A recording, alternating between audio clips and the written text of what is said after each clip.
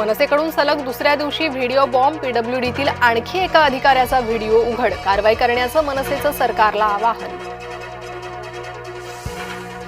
राज्याच्या तिजोरीत खडखडाट असताना उधळपट्टी, हिवाळी अधिवेशनाच्या नावाखाली मंत्री आमदारांची मौज मजा. नागपुरातील पंचतारांकित हॉटेलमध्ये आमदार मंत्र्यांचा मुक्काम. सिडको सदनिकांच्या किमतींबाबत उपमुख्यमंत्री शिंदेंनी बोलावली बैठक. 3.5 सोडतीत न सुटलेल्या प्रलंबित घरांच्या किमतींबाबत निर्णय होण्याची शक्यता.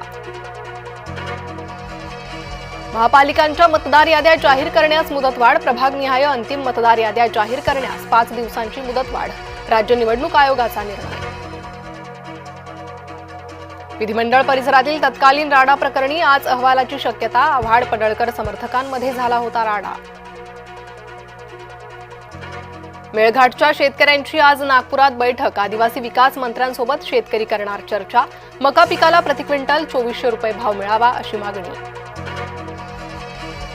मतपत्रिकेवर मतदान घेण्याच्या याचिकेवर उद्या सुनावणी. मुंबई उच्च न्यायालयातील सुनावणीकडे लक्ष. राज ठाकरे गुरुवारी ठाणे कोर्टात हजेरी लावण्याची शक्यता. ठाण्यातील सभेत तलवार झळकावल्याचं प्रकरण. राज ठाकरे, अविनाश जाधव, रवींद्र मोरेंवर गुन्हा दाखल. अजित पवार आज दिल्ली दौऱ्यावर. एका लग्न सोहळ्यात हजेरी लावण्यासाठी राजधानीत जाणार. नाशिकच्या त्र्यंबकेश्वर मधील पोटची मुलं विक्री प्रकरण. मुलांच्या आईनं आरोप फेटाळले. मुलं नातेवाईकांना दत्तक दिल्याचं स्पष्ट.